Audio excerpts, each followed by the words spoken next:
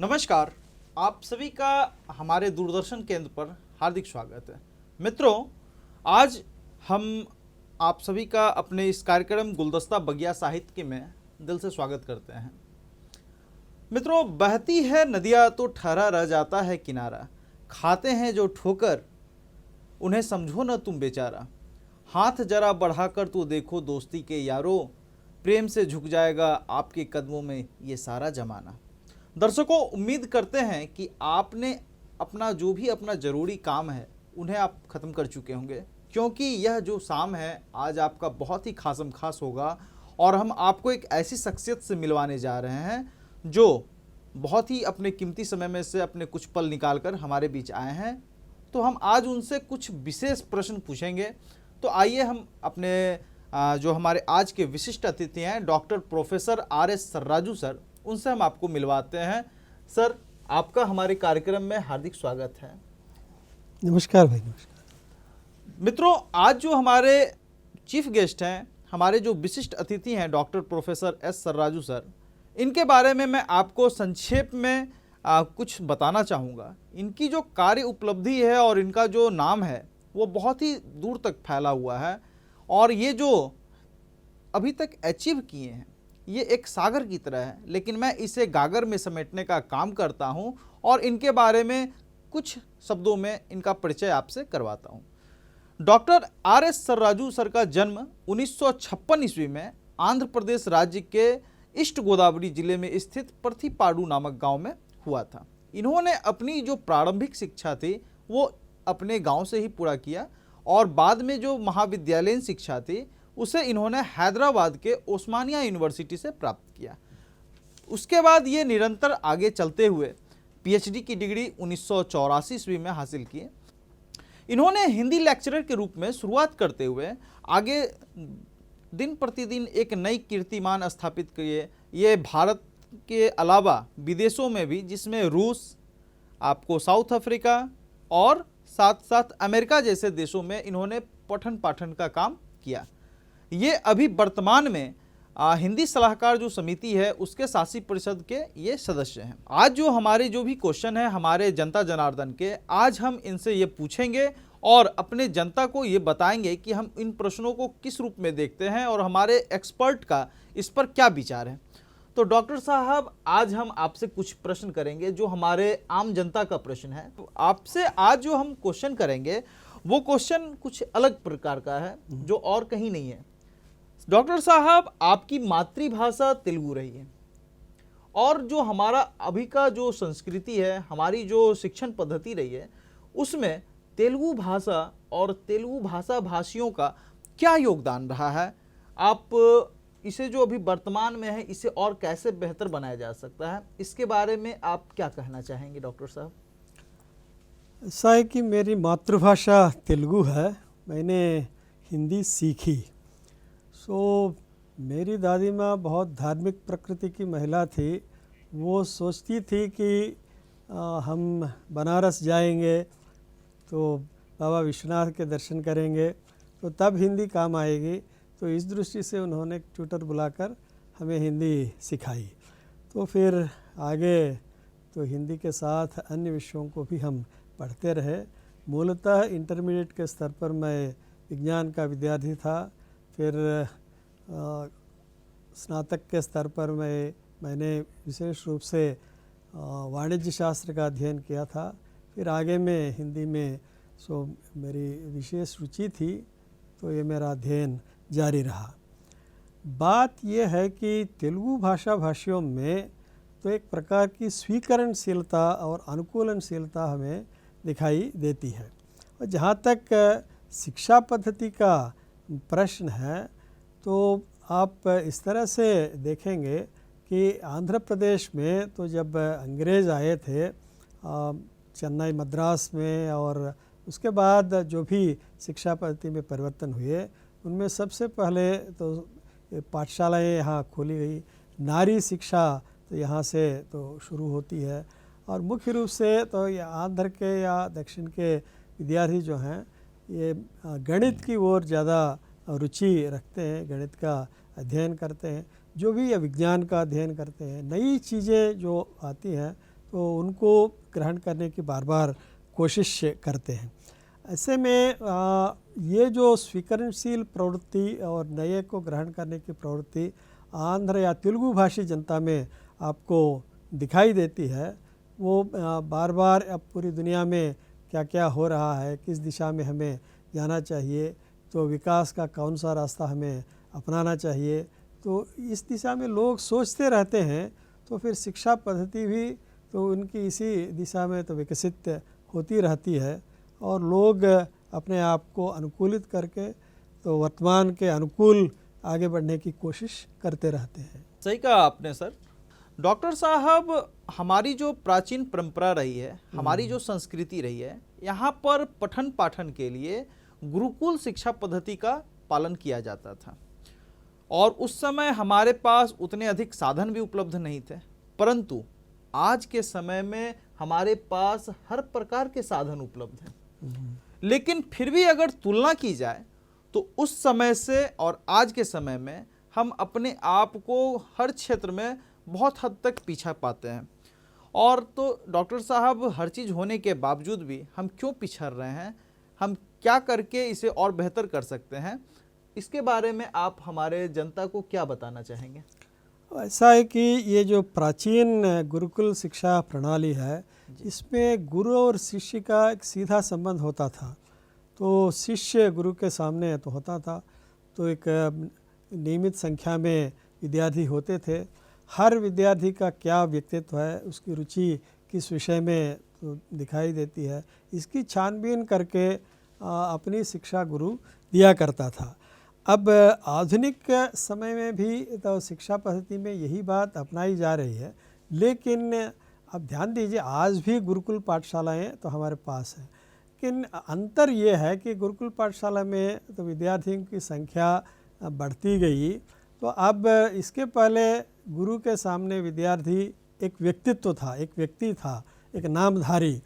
अब देखेंगे एक कक्षा में 50 विद्यार्थी हैं, तो ये विद्यार्थी का व्यक्तित्व एक संख्या में बदल जाता है। आप उसकी हाजिरी, उपस्थिति लेते समय आप देखेंगे नंबर 1, 2, 3, 4 इस रूप में विद्यार्थियों को देखने की कोशिश करते हैं, उनकी हाजिरी लेते हैं। तो ऐसे में तो उनके पूरे व्यक्तित्व का परिचय तो गुरु को तो होता नहीं है, उनकी रुचि विरुचि और किस दिशा में उसका विकास हो रहा है। फिर भी आज भी हम गुरुकुल पाठशालाओं का आयोजन कर रहे हैं, हर विद्यार्थी की रुचि विरुचि के प्रति ध्यान देने की कोशिश कर रहे हैं और नई शिक्षा पद्धति में भी इस बात के प्रति विशेष रूप से ध्यान दिया गया है कि हमारे यहाँ आज भी गुरुकुल पद्धति लागू है। लेकिन अगर देखा जाए तो हमने जितने भी महान शास्त्र लिखे, शून्य की खोज की या फिर जो भी चीज़ किया, वो हमारे पुरातन संस्कृति की ही देन है, हमारे पुराने जो शिक्षा प्रणाली थी उसकी ही ये चीज़ देन है। लेकिन अगर आज देखा जाए तो हम उस तरह का कुछ भी एक नया खोज अपने आने वाले भविष्य को नहीं दे पा रहे हैं। हम जो भी चीज़ पा रहे हैं या कर रहे हैं वो हम अपने पुराने वाले चीज़ों में से ही दिखा रहे हैं कि हमारा ये गौरव रहा है। तो भी वर्तमान में हम अपने उसी गौरव को पुनः प्राप्त करने के लिए क्या कर सकते हैं डॉक्टर साहब? अब विद्यार्थियों को हमें प्रेरणा देने की ज़रूरत है। तो हम सिखाते हैं विद्यार्थी को, हम शिक्षण देते हैं तो एक स्तर तक, तो उसके बाद स्वयं विद्यार्थी अनुप्रेरित हों, खुद अपने आप प्रेरणा पालें, तो अध्ययन करें। इस दिशा में हमें विद्यार्थी को मोटिवेट करने की या प्रेरित करने की ज़रूरत होती है। यदि हम सामाजिक मूल्य या जीवन मानव मूल्य या जीवन के मूल्यों की दृष्टि से हम उनको सही शिक्षा दें और उनके व्यक्तित्व का निर्माण करें, तो आजकल हम बार बार भगवत गीता या कृष्ण भगवान की याद करते हैं, तो व्यक्तित्व निर्माण की प्रक्रिया के संदर्भ में, व्यवहार कुशलता के संदर्भ में, तो ये जो मैनेजमेंट स्टडीज़, जो प्रबंधन अध्ययन के क्षेत्र में हम विशेष रूप से परंपरा की ओर ही देखते हैं। तो व्यक्तित्व निर्माण में तो आत्मविश्वास भरने की चेष्टा हमें करनी चाहिए। और नया जो माहौल बनता जा रहा है, ये 21वीं सदी में तो जिस तरह के ज्ञानाधारित समाज बन रहे हैं और तकनॉलोजी आश्रित तो शिक्षा पद्धति तो विकसित हो रही है, तो उस दिशा में भी कदम उठाते हुए तो हमें विद्यार्थी को स्वयं प्रेरित होने की दिशा में हम ले जाएं, तो ज़रूर इस नए माहौल में वो अपना स्थान सुस्थिर कर लेगा, नए को सीख लेगा, तो आगे भविष्य को वर्तमान में लाने की कोशिश ज़रूर करेगा। बहुत बहुत शुक्रिया डॉक्टर साहब, आपने जो हमें ये बात बताया कि हमें अपने विद्यार्थियों को ही इसके लिए जागरूक करना पड़ेगा और उसे अपने गौरवशाली इतिहास के बारे में बताना पड़ेगा। बहुत अच्छा बात आपने कहा डॉक्टर साहब। डॉक्टर साहब, इसी प्रश्न से अगर संबंध रखा जाए तो एक और प्रश्न है जो मैं आपसे पूछना चाहूँगा कि डॉक्टर साहब, आज जो भी लोग हैं पहले की अपेक्षा अभी के समय में शिक्षा के प्रति ज़्यादा ही आकर्षित हो रहे हैं। हर चीज़ हो रहा है, लेकिन अगर फिर भी देखा जाए तो पहले के दौर में और अभी के दौर में बहुत ही सारी असमानता पाई जा रही है। अभी लोग विकास करने के साथ साथ अपने जो सांस्कृतिक धरोहर हैं, अपनी जो मूल्य थे, अपनी जो नैतिकता थी, उसका कहीं न कहीं किसी न किसी रूप में वो हरास कर रहे हैं। इसके बारे में आप हमारे दर्शकों को क्या कहना चाहेंगे? तो आजकल हम समावेशी शिक्षा पर बहुत बल दे रहे हैं, इंक्लूसिव एजुकेशन। अब शिक्षा के क्षेत्र में नए नए सामाजिक समुदाय आ रहे हैं और सेवा के क्षेत्र में या उत्पादन के क्षेत्र में या आर्थिक मामलों में, तो ये नई गतिविधियां तो जो विकास की चल रही हैं वो उनमें तो अब ज़रूर भाग ले रहे हैं। हाँ, हमारी संस्कृति हमें कैसे व्यवहार करना चाहिए, आगे भविष्य की ओर कैसे देखना चाहिए, तो ये बताती है कुछ नए मूल्यों को, नैतिक मूल्यों को तो बताना चाहती, क्योंकि ये मूल्य जो हैं मनुष्यता की दृष्टि से, मनुष्य के विकास की दृष्टि से, तो मनुष्य के जीवन को सक्षम बनाने की दृष्टि से हमें मदद देते हैं। तो अब जब हम समावेशी शिक्षा की बात करते हैं, इसके पहले तो जो समुदाय शिक्षा से दूर थे अब शिक्षा के क्षेत्र में ये आने लगे और धीरे धीरे इनका विकास भी हो रहा है। ये बहुत महत्वपूर्ण बात है। आज ये जो कंप्यूटर टेक्नोलॉजी के बल पर जो स्वयं शिक्षा की पद्धतियाँ अपनाई जा रही हैं, आपको किसी को बताने की ज़रूरत नहीं है, खुद आप कंप्यूटर के माध्यम से बहुत सारी चीज़ें सीख सकते हैं। तो स्वयं शिक्षा, तो आप शिक्षा की जो पद्धतियाँ हैं स्वयं शिक्षा के बल पर आप आगे बढ़ने की कोशिश कर सकते हैं। तो आपका मार्गदर्शन पाठशाला में या कॉलेज में या महाविद्यालय में, विश्वविद्यालय में होगा, लेकिन फिर भी तो जैसा कि मैंने स्वयं प्रेरणा की बात कही, तो स्वयं प्रेरणा के साथ ऐसे शिक्षित समुदायों के या शिक्षा के समुदायों के साथ जुड़कर तो आप आगे भी बढ़ सकते हैं। तो इस तरह के बहुत सारे मौके हमारे सामने दिखाई देते हैं। सही कहा आपने डॉक्टर साहब। तो डॉक्टर साहब, क्या अभी जो हमारी शिक्षा पद्धति है, शिक्षा प्रणाली है, क्या वो पश्चिमी सभ्यता और संस्कृति को ज़्यादा प्रमोट कर रही है या फिर अपना पुरातन सनातन जो संस्कृति थी, अपनी जो पूर्वी सभ्यता थी, इसको बचाए रखने में ये कामयाब है? भाई ऐसा है कि हमारी शिक्षा पद्धति अभी पाश्चात्य का अनुकरण कर रही है। तो पहले ही अंग्रेजी ढंग की शिक्षा पद्धति हमने अपनाई थी, लेकिन इस अंग्रेजी ढंग की शिक्षा पद्धति या मानक या MA BA डिग्री वगैरह हम जो देते आ रहे हैं, इनमें अब नई शिक्षा नीति में भारत की राष्ट्रीय आवश्यकताओं के प्रति विशेष ध्यान दिया गया, क्योंकि हम स्वयं समृद्ध भारत बनाना चाहते थे। हमारी युवा पीढ़ी स्वयं समृद्ध बने, हमारी युवा पीढ़ी आत्मनिर्भर बने, तो इस दिशा में हम बार बार कदम उठा रहे हैं। तो ऐसे में तो ये जो विविधता तो दुनिया में है, तो ज्ञान सबके लिए तो योग्य है। इस ज्ञान का अनुप्रयोग हम अपने देश के हित में कैसे कर सकते हैं, या हमारे युवा पीढ़ी के हित में हम कैसे कर सकते हैं, हमारे भविष्य की दृष्टि से हम कैसे कर सकते हैं, इसको दृष्टि में रखकर हम बार बार आगे बढ़ने की कोशिश कर रहे हैं। हाँ, भारतीय परंपरा और मूल्यों के परिप्रेक्ष्य में अब नई शिक्षा नीति को विकसित करने की कोशिश की गई है, क्योंकि हम भारतीय समाज को स्वयं समृद्ध बनाना चाहते हैं। स्वयं समृद्धि, आत्मनिर्भरता, दो चीज़ें हमारे लिए बहुत महत्वपूर्ण है। इस दिशा में हम आगे बढ़ने की कोशिश कर रहे हैं। बहुत बहुत शुक्रिया सर कि आपने अपने देश को फिर से विश्व गुरु आत्मनिर्भर बनाने की बात की।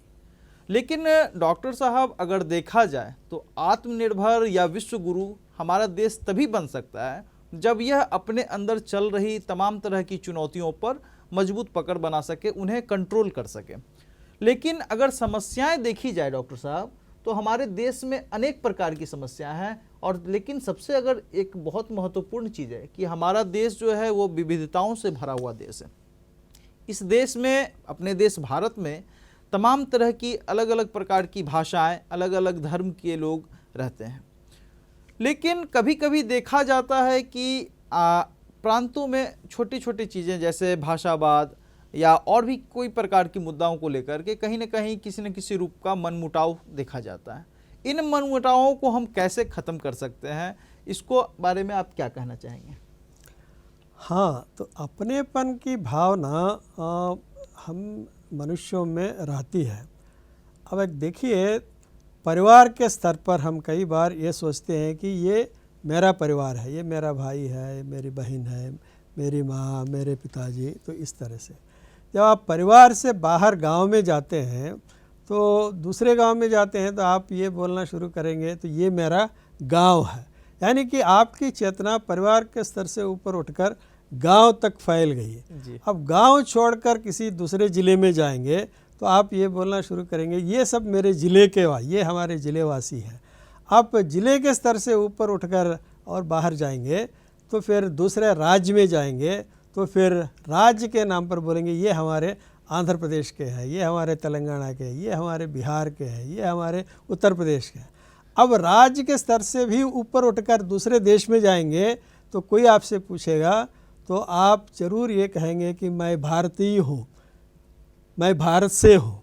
तो आपकी चेतना यानी व्यक्ति के स्तर से विश्व चेतना तक फैलती जाती है। इसीलिए कहा गया है कि वसुधैव कुटुंबकम की भावना तो हमारे भारत का आशय है। तो दो चीज़ें यहाँ बताई जाती है, तो एक वसुधैव कुटुंबकम की भावना, तो उसके साथ एक दूसरी भावना भी बताई जाती है, सा विद्या विमुक्त। ये तो जो शिक्षा है तो आपको विमुक्त प्रदान करने वाली, आपको मुक्ति प्रदान करने वाली, तो वही आपके लिए सही शिक्षा तो होती है। अब ये जो भारतीय परंपरा के हमारे लक्ष्य हैं तो इनके अनुसार हमें आगे बढ़ने की ज़रूरत होती। ये सब मानवीय मूल्यों को तो दृष्टि में रखकर, सभी दुनिया के मनुष्यों को दृष्टि में रखकर, हाँ सीमाएं हैं। तो अपनत्व की भावना तो व्यक्ति से लेकर विश्व तक जब आपकी भावना फैल जाती है तो आप विश्व मानव बन जाते हैं। तो आपका व्यक्तित्व इससे निखर जाता है, मनुष्य के रूप में आप अपनी जिम्मेदारी निभा सकते हैं।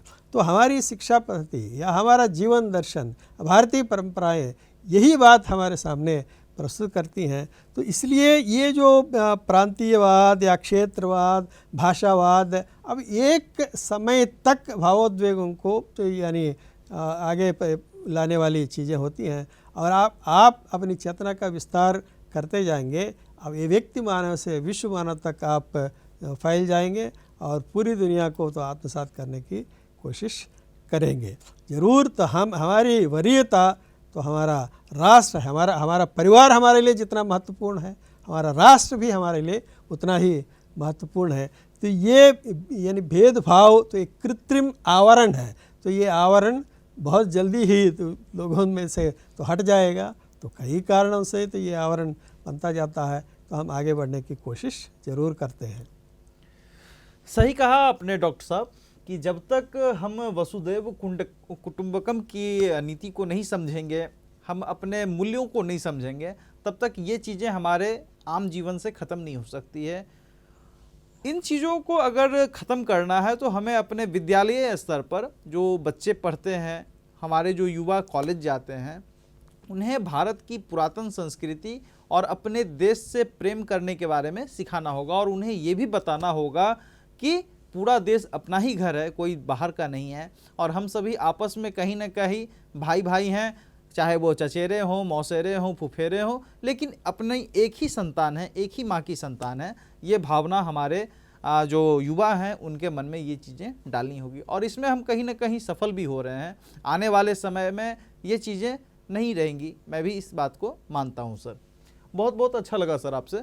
सर, इसी कड़ी से एक और प्रश्न निकलता है हमारे सामने कि हमारा जो शिक्षा पद्धति रहा है, शिक्षा प्रणाली रही है, इसमें मुख्य रूप से दो प्रकार की शिक्षाएं देखने को मिली। एक पारंपरिक शिक्षा जो हमें कैसे जीना है उसके बारे में बताता है, और दूसरा व्यावसायिक शिक्षा जिससे हम कुछ अर्जन प्राप्त कर सकते हैं, कुछ आय प्राप्त कर सकते हैं, इसके बारे में। सर, वर्तमान दौर को अगर देखा जाए तो इन दोनों शिक्षाओं में सबसे पहले किस शिक्षा को हमें प्राप्त करनी चाहिए? क्या इन दोनों शिक्षाओं को एक साथ लिया जा सकता है, और कैसे हम अपने भविष्य को, अपने जीवन को बेहतर बना सकते हैं? हाँ भाई, राष्ट्रीय शिक्षा नीति में इस बात पर बहुत गंभीरता से विचार किया गया है। बात यह है कि हमारी शिक्षा का लक्ष्य मात्र ज्ञान प्राप्त करना नहीं है। अब फिर शिक्षा प्राप्त करने के बाद तो शिक्षार्थी ये जान ले कि इस दुनिया में कैसे जीवन यापन करना चाहिए। यानी कि जीवन के कई लक्ष्य तो होते हैं, तो आधुनिक समाज में तो हर व्यक्ति अपने अपने लक्ष्य, अपनी सामर्थ्य के अनुसार जीवन के कई क्षेत्रों को चुनता है, और उन क्षेत्रों के अनुसार, यानी आमतौर पर 10वीं कक्षा के बाद 10वीं कक्षा तक सामान्य ज्ञान, एक समाज के माहौल का ज्ञान प्राप्त करता है। फिर 11वीं 12वीं से धीरे धीरे एक विशेष ज्ञान क्षेत्र को चुनता है, ताकि आगे जाकर अपने कार्य क्षेत्र को इसके बल पर निर्धारित कर लें। अब यहाँ ये जो हमारी भारतीय जो शिक्षा प्रणाली है, तो अब जो नई शिक्षा नीति बनी है, इसके 4 आधार स्तंभ है। थोड़ी विस्तार से ये बात आपको समझाने की कोशिश करता हूँ। अब बात यह है कि ये जो 4 स्तंभ है, तो इनमें पहला स्तंभ है जानने के लिए तो सीखना, यानी कि कैसे सीखना चाहिए, तो जीवन भर जीने की तो इच्छा रखना। बात यह है कि आजकल हम 21वीं सदी में जीवन यापन कर रहे हैं। अब 21वीं सदी में टेक्नोलॉजी अनुप्रेरित समाज में हम जीवन यापन कर रहे हैं। टेक्नोलॉजी हमें कदम कदम पर प्रभावित कर रही है, हमारे जीवन को बेहतर बना रही है।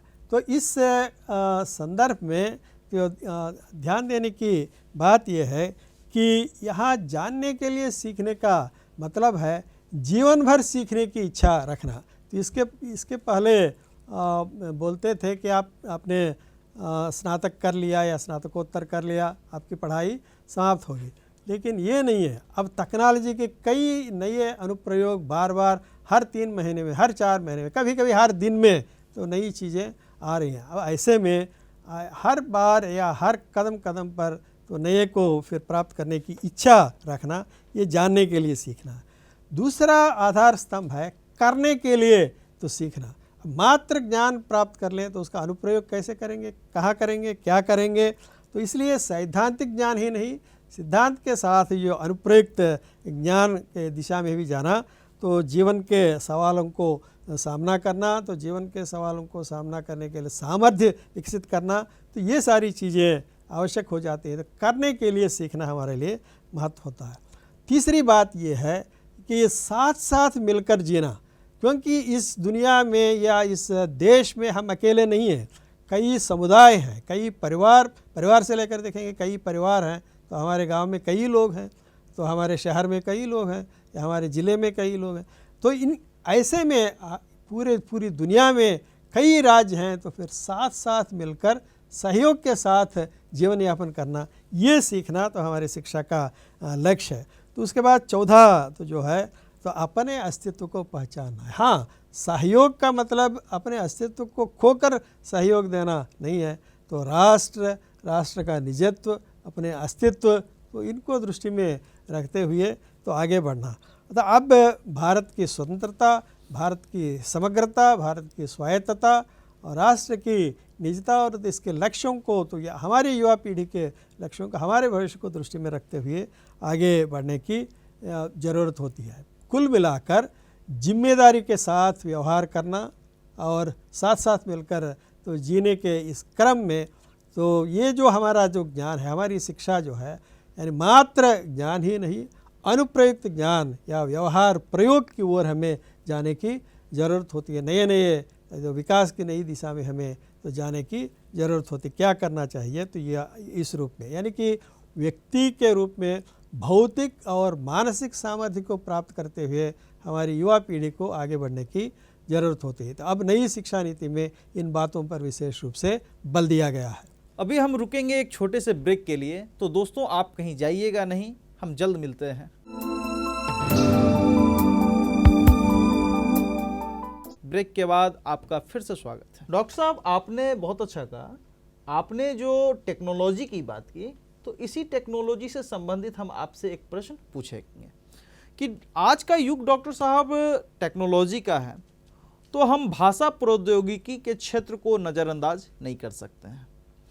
और आज अपना जो आर्टिफिशियल इंटेलिजेंस है, यानी कि कृत्रिम मेधा, वो अपना हर क्षेत्र में पैर जमा रहा है, वो चाहे किसी भी प्रकार का क्षेत्र हो। तो हम इसका अच्छे तरीके से उपयोग करके हिंदी भाषा के प्रति, खास करके अहिंदी भाषी क्षेत्र जहाँ पर हिंदी की स्थिति उतनी अच्छी नहीं है, उन जगहों पर इसका हम कैसे अच्छे तरीके से प्रयोग कर सकते हैं, जिससे अधिक से अधिक लोग इस भाषा के प्रति, इसे सीखने के लिए आकर्षित हों। इसके बारे में आप क्या कहना चाहेंगे? आप के प्रश्न के दो आयाम है। एक हिंदी भाषी क्षेत्र, तो हिंदीएतर भाषी क्षेत्र, और पूरी दुनिया में तो जहाँ तो हिंदी को एक भाषा के रूप में स्वीकार करते हुए आगे बढ़ने की बात, और टेक्नोलॉजी के साथ है। तो इसको एक बात तो जो पारंपरिक रूप में कही जाती है, उसकी ओर आपका ध्यान आकृष्ट करना चाहता हूँ। तो हमारे परंपरा में कहा गया है कि सर्वम शब्देन भासते, सब कुछ शब्द में ही है। और जब तक आप किसी भी भाषा पर पूरा अधिकार प्राप्त नहीं कर सकते, तो उस भाषा के बल पर अभिव्यक्त नहीं कर सकते, तो आपकी सोच भी यानी अवरुद्ध हो जाती है। तो आपको सोचना है, सृजनात्मक रूप में आगे बढ़ने की कोशिश करनी है, तो फिर हमें भाषाओं को सीखने की ज़रूरत होती है। आपने अभी बात कही थी कृत्रिम बुद्धि की, तो कृत्रिम बुद्धि का सृजन हम ही कर रहे हैं। तो नेचुरल लैंग्वेज प्रोसेसिंग या तो जो भी जिन उपकरणों का विकास तो हो रहा है, तो ये उसमें कृत्रिम बुद्धि से हम मदद ले सकते हैं। तो जो भी कंप्यूटर एप्लीकेशंस है, अलग अलग भाषाओं के अनुवाद करने में, भाषा शिक्षण में, तो भाषा सिखाने में, तो इनकी मदद हम ले रहे हैं आसानी से। तो हम अपनी भाषाओं का प्रयोग करते हैं और दूसरों तक अपने विचारों को तो ये इन नए माध्यमों से यानी ले जा सकते हैं।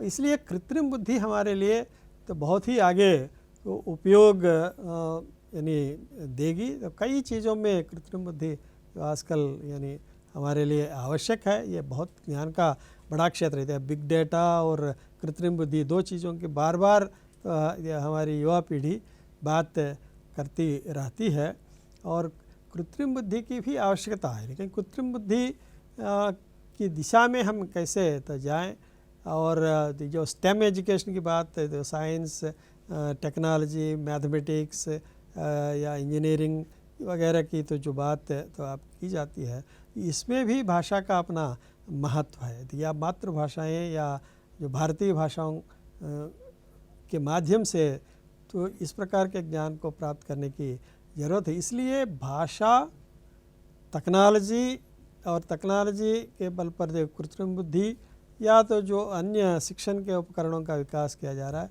इनकी मदद से हम आगे बढ़ सकते हैं। क्योंकि तो हमारे भौतिक और मानसिक सामर्थ्य को विकसित करने के लिए, एक निर्णयात्मक ज्ञान प्राप्त करने के लिए कृत्रिम बुद्धि हमारी तो मदद करेगी, और इस दिशा में हमें आगे बढ़ने की तो ज़रूरत है।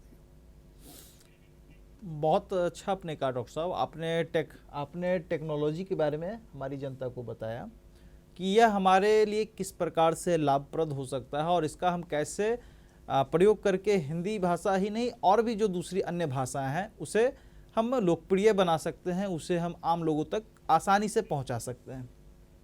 डॉक्टर साहब, इसी चीज़ से रिलेटेड मैं आपसे एक और क्वेश्चन करूंगा कि भाषा के बारे में आपने बात की।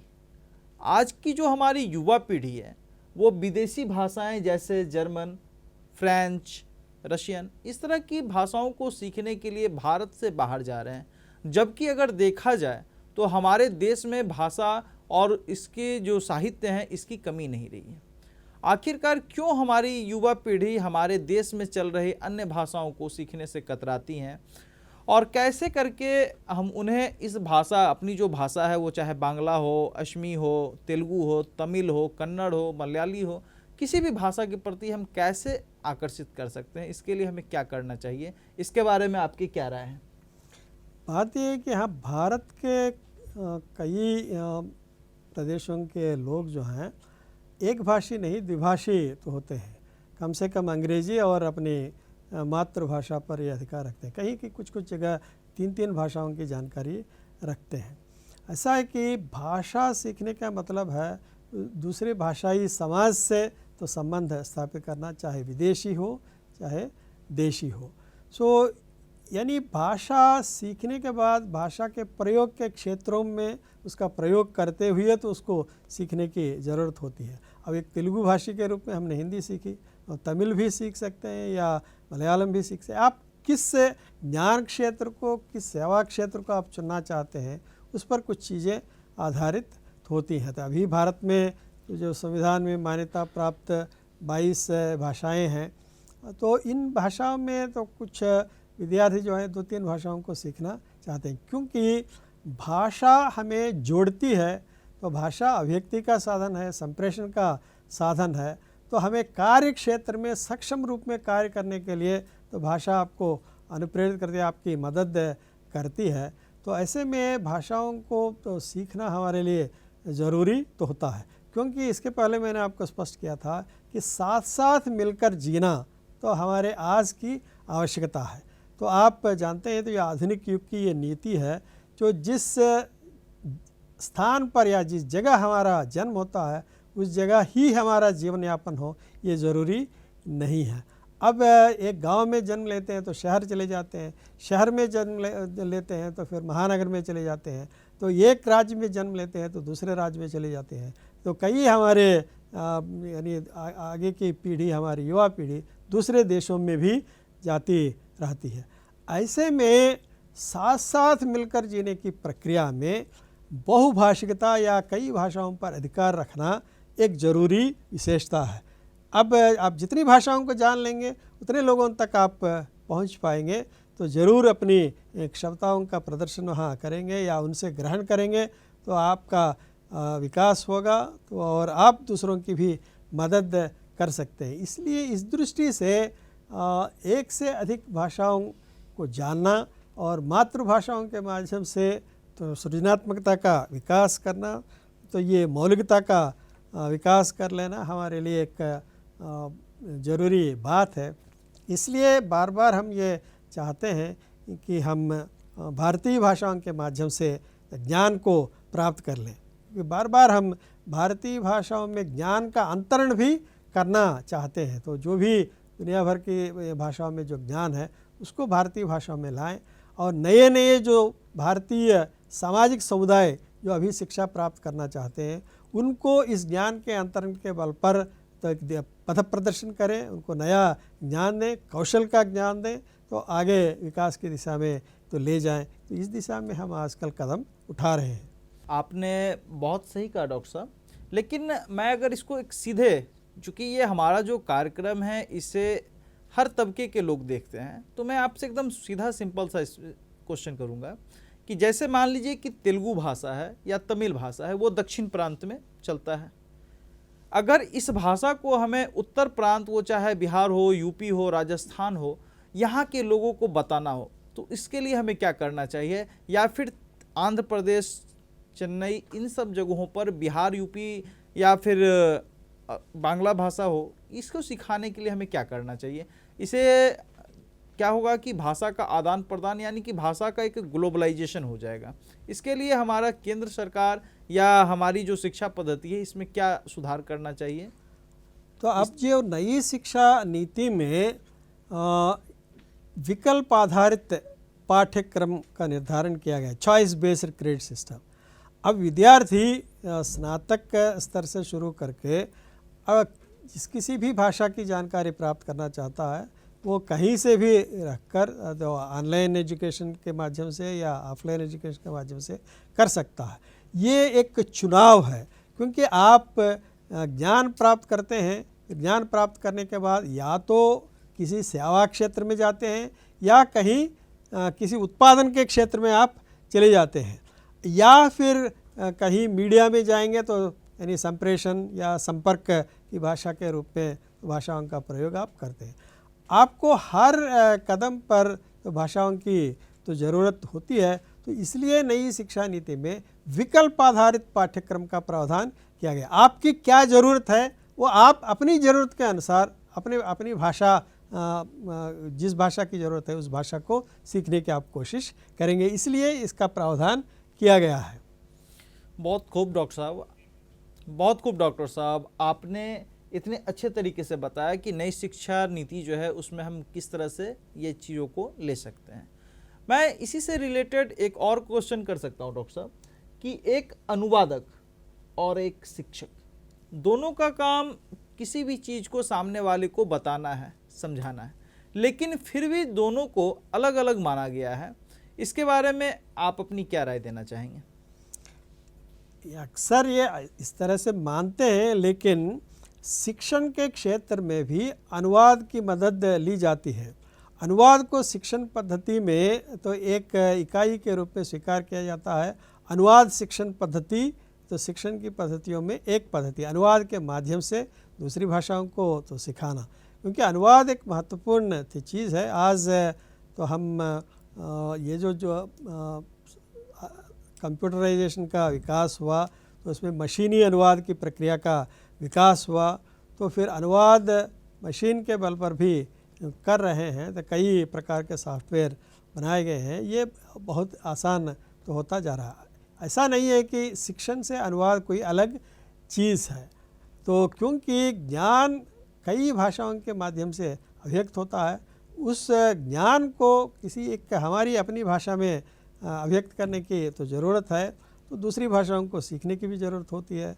और ऐसे में दूसरी भाषाओं को सिखाते समय अनुवाद को भी शिक्षण पद्धति में तो एक विशेष पद्धति के रूप में स्वीकार किया गया है। अच्छा, बहुत खूब डॉक्टर साहब, आपने इतने अच्छे तरीके से ये चीज़ बताने की कोशिश की कि शिक्षण और अनुवाद दोनों कहीं ना कहीं आपस में एक दूसरे से रिलेट करते हैं। डॉक्टर साहब, अभी वर्तमान हालत को देख कर के अगर बात की जाए तो हमारी जो सरकारी विद्यालय हैं इसमें अब अच्छी भी पढ़ाई शुरू हो गई है। लोगों के मन में ये धारणा बनी हुई थी कि सरकारी विद्यालयों में पढ़ाई नहीं होती है, लेकिन अब अगर देखा जाए तो हाईली क्वालिफाइड टीचर्स हमारे गवर्नमेंट स्कूल में आने लगे हैं और बच्चों को बताने लगे हैं। और हमारी जो सरकार है, वो चाहे केंद्र सरकार हो या फिर राज्य सरकार हो, वो बच्चों को पढ़ने के लिए तरह तरह की तमाम सुविधाएं और प्रोत्साहन योजनाएं चला रही हैं। लेकिन अगर फिर भी देखा जाए तो अपने देश का एक बड़ा तबका जो एलाइट क्लास कहा जाता है, वो सरकारी विद्यालय में अपने बच्चों को भेजना नहीं चाहते हैं, और भेजना भी चाहते हैं तो वो हिचकिचाते हैं भेजने से। इसके बारे में आप अपनी क्या प्रतिक्रिया देना चाहेंगे? बहुधा हमारी एक ये राय बन गई थी कि सरकारी विद्यालय कमज़ोर होते हैं या आप निजी क्षेत्र में चले जाएंगे तो बहुत अच्छी शिक्षा मिलेगी, लेकिन ये भी एक सही धारणा नहीं है। हाँ, सरकारी या विद्यालयों में, महाविद्यालयों में और यहाँ तक कि जो केंद्रीय विश्वविद्यालय हैं तो यही बहुत अच्छी शिक्षा दी जा रही है। तो अभी ये जो निजीकरण का क्रम तो शुरू हुआ है, तो कई दिशाओं में तो शिक्षा हमें प्राप्त करने की ज़रूरत होती है, तो इस क्रम में ये हुआ है। अब ऐसा नहीं है कि सरकारी विद्यालयों में तो जो शिक्षक हैं उनको प्रशिक्षण नहीं दिया जा रहा है, उनको भी अच्छा प्रशिक्षण दिया जा रहा है। बहुत सारी सुविधाएं या शिक्षण की सुविधाएं उनको उपलब्ध कराई जा रही हैं। अब कई प्रकार के सामाजिक समुदायों से विद्यार्थी आते हैं, तो विद्यार्थी की पृष्ठभूमि को दृष्टि में रखते हुए तो शिक्षक को शिक्षा देने की ज़रूरत होती है। इस दिशा में भी हर विद्यार्थी की रुचि विरुचि की दृष्टि में रखकर शिक्षा देने की दिशा में कदम उठाए जा रहे हैं। तो हमारे सरकारी जो स्कूल के प्राध्यापक भी तो इस दिशा में ध्यान दे रहे हैं। इसीलिए नई शिक्षा नीति में ये बताया गया है कि घर की भाषा में सबसे पहले प्राथमिक शिक्षा होनी चाहिए, कम से कम 5वीं तक या 8वीं तक हो तो ठीक है, लेकिन कम से कम 5वीं तक ये शिक्षा घर की भाषा में तो होनी चाहिए। अब इस दिशा में बहुत अच्छे कदम उठाए जा रहे हैं, क्योंकि नए नए सामाजिक वर्ग जो इसके पहले तो शिक्षा से दूर थे, अब शिक्षा के क्षेत्र में आने लगे, तो उनको दृष्टि में रखकर कई प्रकार के प्रावधान सरकारी विद्यालयों में ही किया जा रहा है। अब निजी क्षेत्र में तो इस दिशा में अभी कदम उठाना बाकी है। इसलिए मैं मानता हूँ कि निजी क्षेत्र की तुलना में भी सरकारी विद्यालय ही तो पूरे यानी भारत की तो जनता को एक अच्छा मौका तो देते हैं। तो और इस दिशा में तो जो काम हो रहा है तो ये प्रशंसनीय काम है। तो वहाँ भी शिक्षकों को तो बहुत ही यानी सही ढंग से प्रशिक्षण दिया जा रहा है। तो ये हम इस तरह का आरोप नहीं लगा सकते हैं। तो दोनों में कमजोरियां भी हैं, दोनों में तो कुछ खूबियां भी हैं। तो अब मेरी दृष्टि में सरकारी विद्यालय में जितना मौका तो हमारे सभी सामाजिक वर्गों को मिल रहा है, निजी क्षेत्र में उतना अभी तक मिल नहीं पा रहा। अभी उसमें कुछ सीमाएं हैं, तो आगे हमें इस दिशा में सोचने की तो ज़रूरत है। ज़रूर हमारे सरकारी पाठशालाएँ, सरकारी विद्यालय, महाविद्यालय तो सही दिशा में आगे जाने की कोशिश कर रहे हैं, उनको भी प्रशिक्षण दिया जा रहा है। जिसमें अगर बात की जाए तो आप अपने देश भारत के साथ साथ विदेशों में भी रह चुके हैं और वहाँ पर शिक्षण का माहौल आप देख चुके हैं। तो मैं आपसे सीधा सीधा ये प्रश्न पूछना चाहूँगा कि अपने देश की शिक्षण पद्धति और विदेशों की जो शिक्षा पद्धति है उसमें मूल रूप से क्या अंतर है? आखिर क्या ऐसी बात है जो हमें पीछे की तरफ ढकेल रही है और उन्हें आगे की तरफ ले जा रही है? इसके बारे में आप क्या कहेंगे? ऐसा कुछ नहीं है कि यहाँ की शिक्षण पद्धति या हमें पीछे ढकेल रही हैं। तो यहाँ हम भी विदेशों में तो जिस प्रकार के मानक अपनाए जा रहे हैं उसी प्रकार के मानकों के अनुसार स्तरीय शिक्षा हम देते आ रहे हैं। ये जो रैंकिंग देने की सिस्टम है, व्यवस्था है, उसमें कुछ मानक बनाते हैं कुछ कुछ देशों में। तो इसलिए हमने भी देश में विश्वविद्यालयों की रैंकिंग बनाई है, कौन सा विश्वविद्यालय या किस रूप में काम कर रहा है, कौन सी पाठशालाएँ हैं, कौन से महाविद्यालय किस रूप में काम कर रहे हैं। लेकिन ये रैंकिंग तो एक सामान्य प्रतिमान है, तो जिसको देखकर हम हाँ तो ये हम अच्छा कर रहे हैं तो ये देखने की, ये सोचने की कोशिश करते हैं। कई बार ये प्रश्न पूछते हैं कि वर्ल्ड रैंकिंग में हम नहीं हैं, बहुत पिछड़े हुए हैं। तो इसका मतलब ये नहीं कि तो विदेशों में जाकर काम करने वाले हमारे भारतीय विद्यार्थी हैं, तो अमेरिका में कितने भारतीय विद्यार्थी काम कर रहे हैं या यूरोप में कितने भारतीय विद्यार्थी काम कर रहे हैं। यदि मानकों की दृष्टि से पिछड़े हुए हैं तो क्या ये वहाँ काम कर सकते हैं? तो ये आप मेरे प्रश्न का उत्तर दीजिए। चूँकि हमारे विद्यार्थी भी सक्षम हैं, विद्यार्थी ही सक्षम हैं, तो इसलिए वहाँ उनको मौका मिल रहा है, वो काम कर रहे हैं। लेकिन कभी कभी ये जो रैंकिंग वाली जो व्यवस्था है, तो इस व्यवस्था में तो जो कुछ तो विशेषताएं हैं उनके प्रति भी हमें ध्यान देने की तो ज़रूरत। कई बार हमें प्रदर्शित करना पड़ेगा कि ये हमारी खूबी है। जब प्रदर्शित नहीं कर पाएंगे तो आप उपलब्धि हासिल करेंगे तो दूसरे आपको पहचान नहीं पाएंगे। तो आज एक तरह से प्रदर्शन का युग भी तो शिक्षा के क्षेत्र में बन गया है कि ये हमारी उपलब्धि है, ये हमारी उपलब्धि है, तो आप हमारे पास आइए। तो ये एक होड़, जो व्यावसायिक होड़ बनता जा रहा है, तो ये स्थितियाँ कुछ हमारे सामने आ रही हैं। लेकिन हम कहीं भी पीछे नहीं हैं, हमारे विद्यार्थी सक्षम है। बहुत खूब आपने डॉक्टर साहब बहुत ही अच्छे तरीके से बताया कि हमारे देश में प्रतिभा की कोई कमी नहीं है, बस कमी है तो सिर्फ मौके की। अगर उन्हें मौका मिलता है तो वो अपनी प्रतिभा को दिखाने से, उस पर अपना कब्जा जमाने से बिल्कुल पीछे नहीं हटते हैं। तो डॉक्टर साहब, मैं आपसे इसी कड़ी में एक और प्रश्न आपसे करता हूँ कि आज सोशल मीडिया का ज़माना है, हर जगह पर हर लोग के हाथ में मोबाइल, कंप्यूटर, टैबलेट, तमाम तरह के गैजेट उपलब्ध हैं। लेकिन अगर इस दौर की भी बात की जाए तो इस दौर में साथ साथ हमारे यहाँ जो साहित्यिक पुस्तक हैं, वो चाहे रामचरितमानस हो, महाभारत हो, गीता हो, वेद हो, तमाम तरह की जो भी हैं, इनका हमारे आम जीवन में हमारे युवाओं के लिए कितना महत्व है और उन्हें ये चीज़ें क्यों पढ़नी चाहिए, इसके बारे में आप थोड़ा विस्तार से बताएं। तो यहाँ हर देश की आप एक जीवन शैली होती है। तो ये भारतीय तो जीवन पद्धति तो शुरू से ही एक सुनिश्चित दर्शन के आलोक में विकसित जीवन पद्धति है।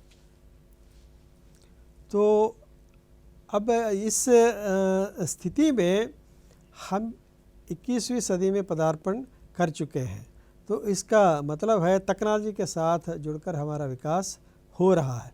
दूसरी ओर सामाजिक धरातल पर या हमारे लक्ष्यों की दृष्टि से या सामाजिक आशयों की दृष्टि से तो हमारी व्यवस्थाएं तो जिस रूप में मानकों का निर्धारण पहले से ही करते आ रही हैं और जिस प्रकार की परिवार व्यवस्था तो भारत में है या जिस प्रकार की शिक्षा व्यवस्था भारत में है, ये सर्वांगीण व्यक्तित्व के विकास में योग देने वाली व्यवस्था है।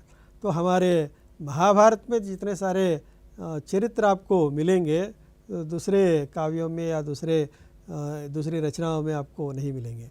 तो अलग अलग प्रवृत्तियों के प्रतिनिधि के रूप में, तो अलग अलग व्यक्तित्वों के प्रतिनिधि के रूप में तो अलग अलग चरित्र और पात्र हमारे सामने आते हैं।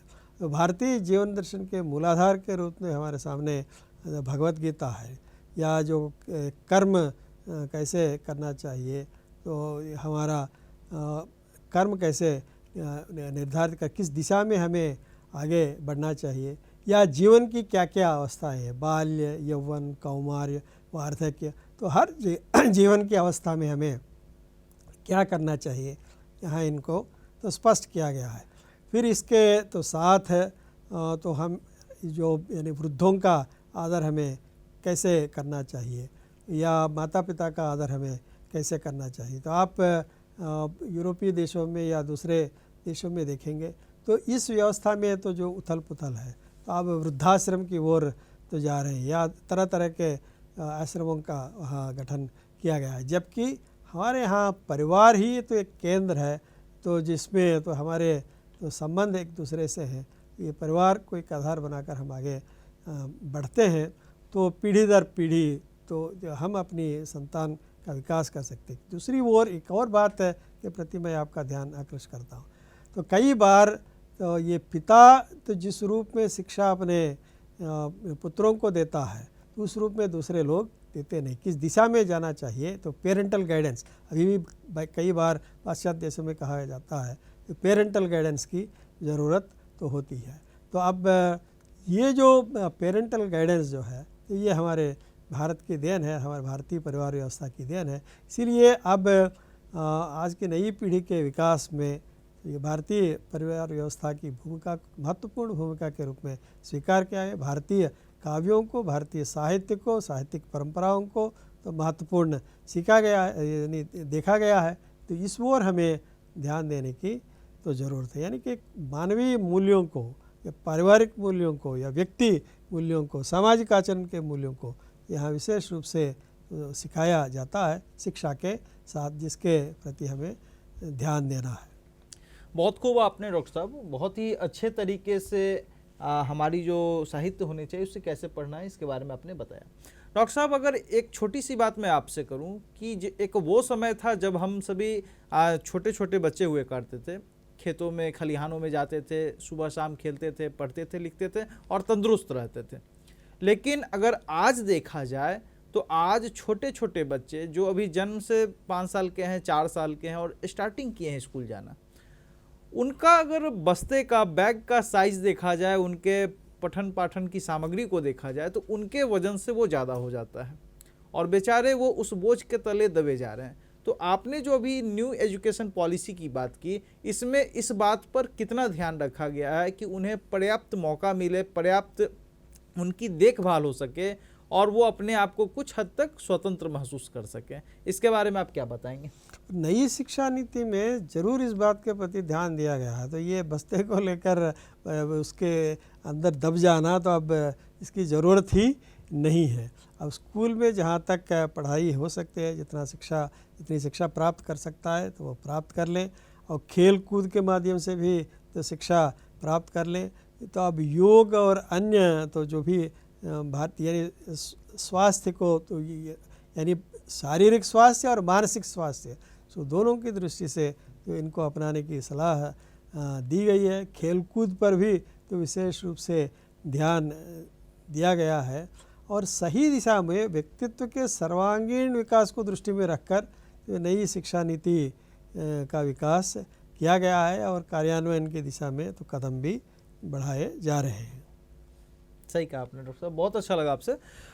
डॉक्टर साहब एक लास्ट क्वेश्चन हम आपसे करेंगे कि हमारी हिंदी राजभाषा जो है, हिंदी जो है हमारी राजभाषा है और इसे समस्त देश में प्रसारित करने के लिए, इसे सही तरीके से इम्प्लीमेंट करने के लिए हमारी केंद्र सरकार तमाम तरह की योजनाएं चला रही हैं। इसके लिए पूरा ऑफिस सिस्टम इसके साथ लगा हुआ है, लेकिन फिर भी कहीं ना कहीं जो देखा जा रहा है कि जिस लेवल पर इसे अभी तक पहुंचना था, यानी कि आम लोगों के बीच में इसे जिस रूप से अब तक इम्प्लीमेंट हो जाना चाहिए था, खास करके दक्षिणवर्ती राज्यों में, वो चीज़ अभी भी कहीं ना कहीं अपने लक्ष्य से थोड़ा बहुत पीछे है।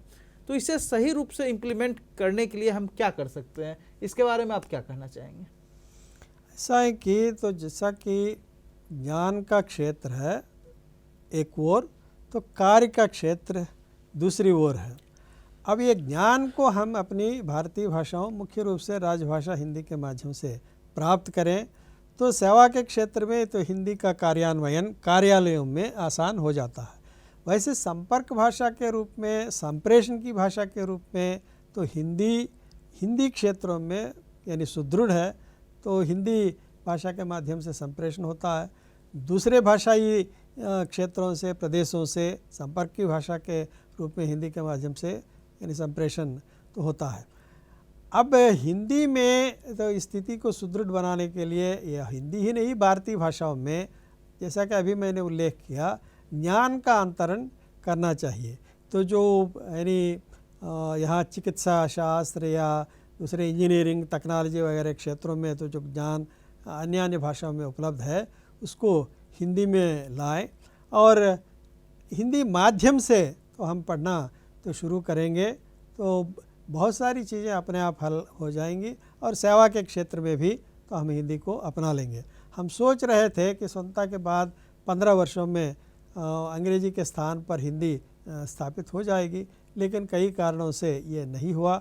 आगे तो हमारा प्रयास जारी है। हाँ, भाषाएं माध्यम हुआ करती हैं हमारी अभिव्यक्ति के, हमारे तो संप्रेषण के, और इस क्रम में हमें अपनी भाषाओं को तो अंग्रेजी को हमने अपना लिया है, अंग्रेजी अपनाई गई भाषा है और हिंदी हमारी अपनी भाषा है।